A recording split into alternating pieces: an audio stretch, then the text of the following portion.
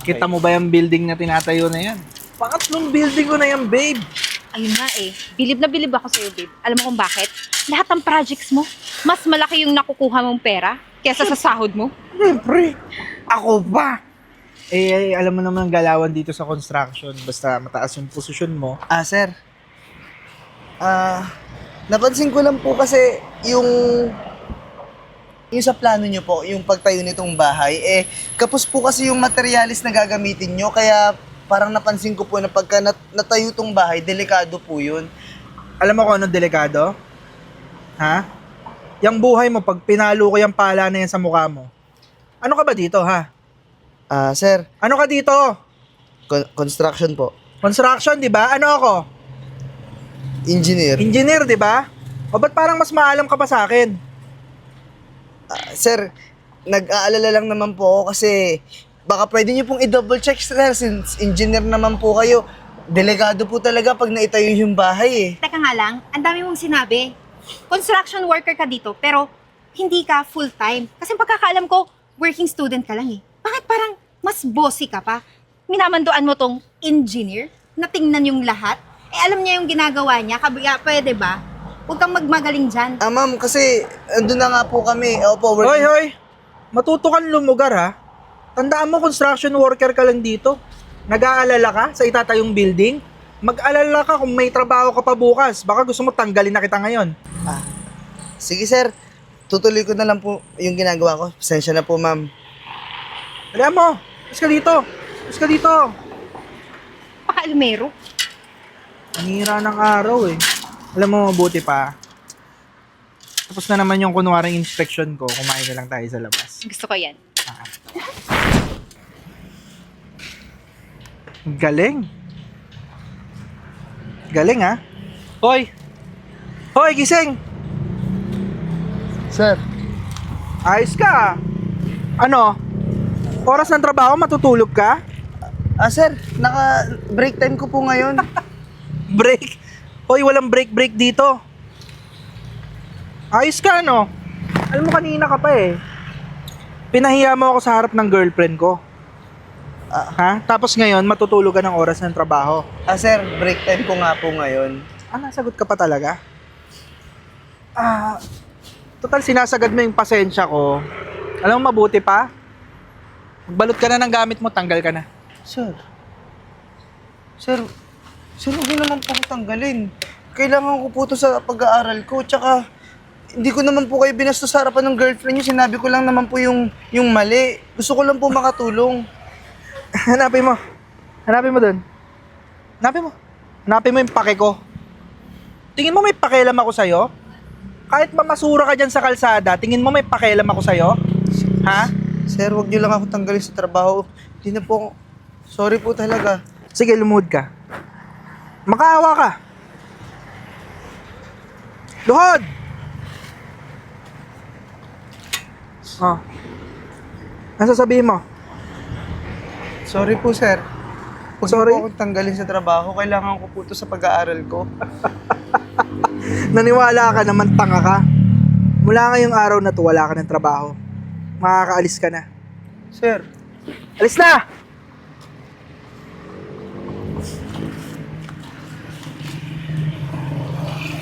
Alam mo na! Tingin ka pa, eh.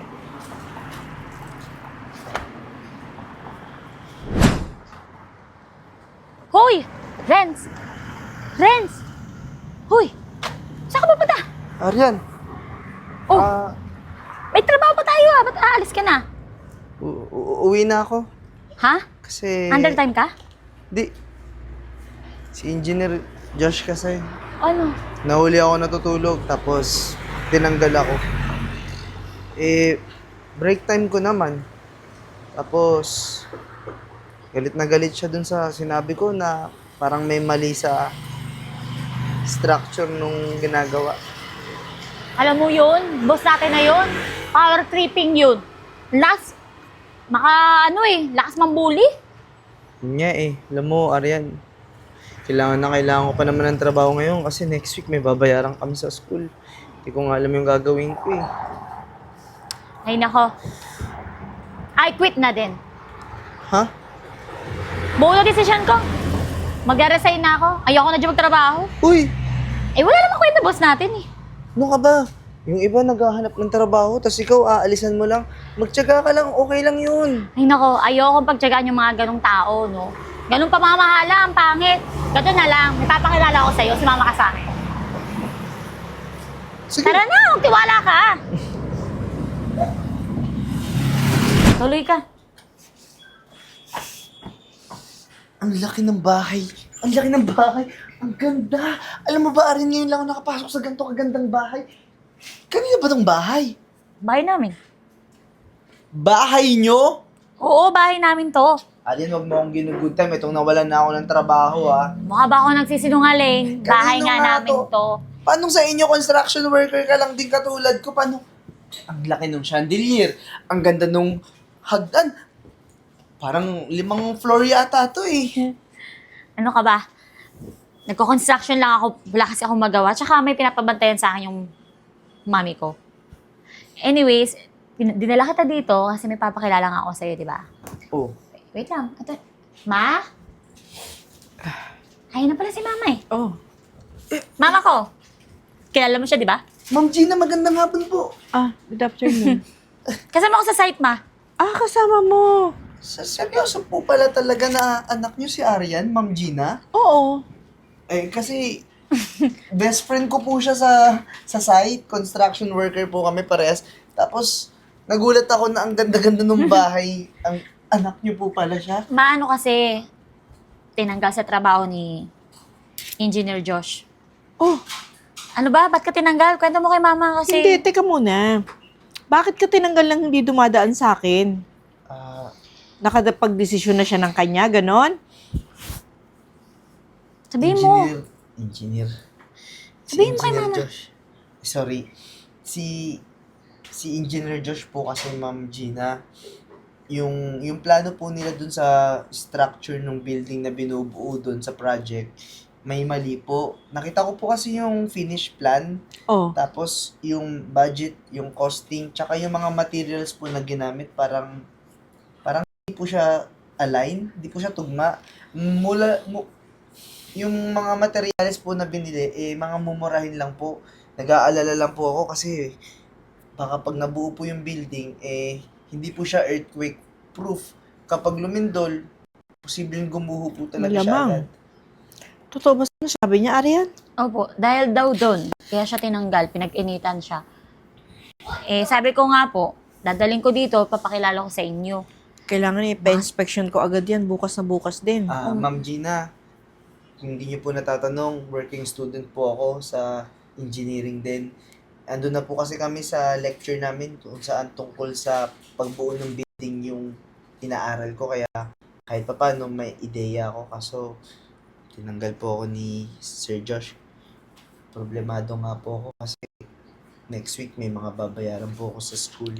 Huwag ka mag-alala. Bukas ng umaga pumunta ka sa opisina, ha?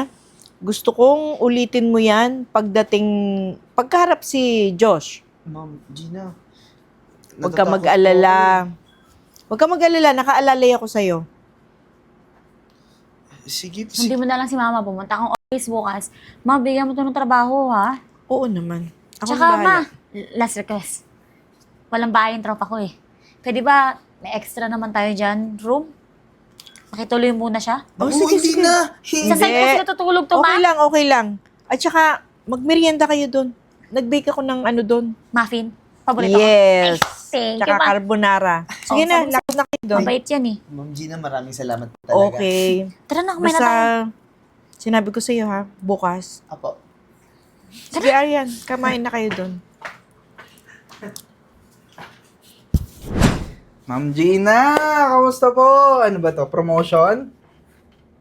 Pinatawag lang kita. May mga bagay lang akong gustong linawin. I-review ko kasi itong mga planong pinadala mo sa akin. Napakaganda.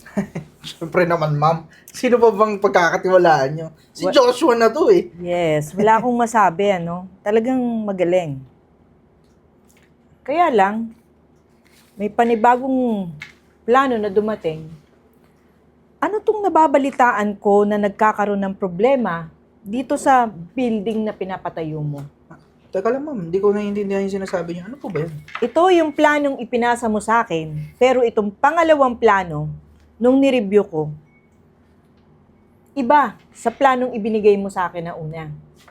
Teka lang, ma'am, ha? Saan niyo nakuha to?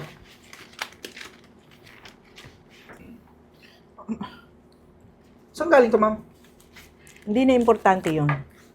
Ang itatanong ko lang sa'yo, yung nakarating sa akin, ha? Wala pang isang taon yung pinadayo mong building, bitak-bitak na. Mukhang tinipid sa materyales. Mukhang ginagawan mo ng magic. Ha? Ma'am, kaya yun nagkaganon kasi climate change. Climate change? Josh, alam ko yung mga trabaho ng mga kagaya mo kung minsan eh. Pero hindi ko na-expect na gagawin mo sa akin. Tinitipid nyo yung materyales para makakickback ka. Naku, ma'am, ha? Mali yan ang bibintang kayo na wala kayong ebidensya, ha? Hindi kita kukumprontahin ng hindi ko sigurado. At kung ebidensya ang kailangan mo, haharapin kita kahit saan tayo magdating. Ikaw? Ito, ma'am. Ikaw yung nagsumbong, no? Ma'am, paniniwalaan niyo yan? Di hamak na construction worker? Kesa sa akin, tagal-tagal ko ng engineer sa kumpanya niyo. Tumigil ka na, Joshua. Nagpa-inspect na ako. At doon napatunayan na yung building na pinapagawa sa ngayon, ganun din sa kagaya ng ginawa mo nung una. Kulang sa materyales at mukhang tinipid. Sir Josh, di naman natama kasi yung ginagawa nyo kaya hindi na kaya ng konsensya ko itago kayo, ma'am, yung totoo. Kang ano dyan, batuin kita ng telepono. Marunong ka pa sa akin. Alam mo, ma'am, etong taon to, lagi kayo nahuhuli, natutulog. Minsan, ma'am, nag-uuwi yan ng mga materyales eh. Ano, pinangkakalakal mo para madagdagan yung kita mo. Ma'am, maniwala kayo sa akin, wala akong ginagawang magic doon sa trabaho. Kilala niyo ako, ma'am. 10 taon na ako nagtatrabaho sa inyo. Tigilan mo na yan, Joshua. Huwag mo na akong lokohin. Antayin mo na lang yung kasong isasampa ko sa'yo. Chip! Yes, Ma'am Gina. Ma'am, teka lang naman, ma'am. Huwag naman tayo umabot sa ganito. Paano naman yung pinagsamahan natin? Tagal... Yun na nga. Hindi mo pinahalagahan yung pinagsamahan natin dalawa. Okay na, Chip. Tama na yung usap na yan. Oh, huwag kang papalag ha. Alam kong malaki ka, pero mas malaki to. Tara. Ma'am, parang awan niyo na, ma'am! Ma'am! Maraming salamat, Trends. Hindi lahat ng trabahador ko kasing tapang mo para magsalita ng ganung mga kasekretohan, ano? Renz, nabalitaan ko na nag-aaral ka pa. Opo, Ma'am Gina.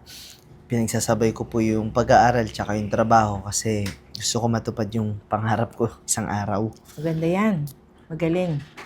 Ang gagawin ko, bibigyan kita ng pondo para Pondo? hindi ka na problema sa pag-aaral mo. Ma'am Gina, malaking bagay po sa akin to. Ma'am, hulog kayo ng langit. Totoo po ba? Totoo yun. Pero pangako mo sa akin, pag nakatapos ka na, dito ka sa kumpanya ko magtatrabaho. Opo, utang na loob ko po sa inyo yung magiging success ko sa buhay. At saka, ma'am, alam niyo po ba, pangarap ko po talaga na magtrabaho dito sa kumpanya nyo. Talaga po, paponduhan niyo ako, tapos magkakaroon pa ako ng magandang trabaho dito sa kumpanya nyo. Totoo yun.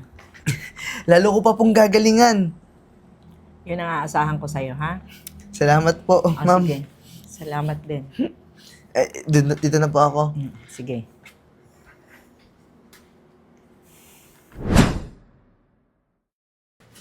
Sir, magandang araw ho. Nag-a-apply po akong, foreman.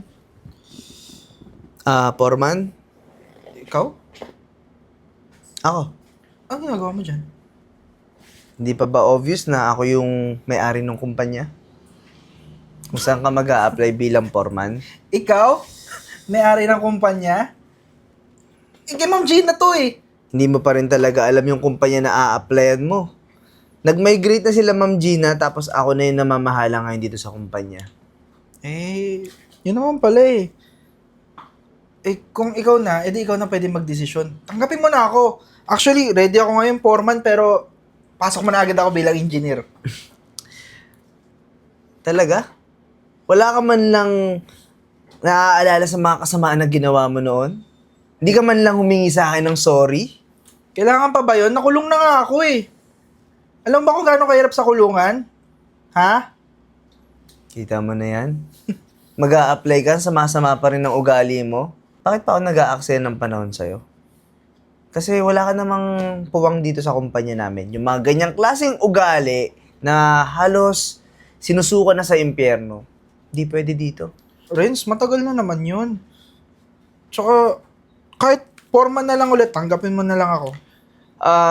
Pasensya na Josh, pero binilin sa akin ni Ma'am Gina na ibaban na kita dito. Kaya wala ka ng puwang para bumalik dito sa kumpanya. Tsaka, mag-apply ka sa ibang kumpanya, try mo. Pero parang malabong tanggapin ka nila eh. Kasi halos lahat ng kumpanya na nakinausap ni Ma'am Gina, binigyan ka ng bad record.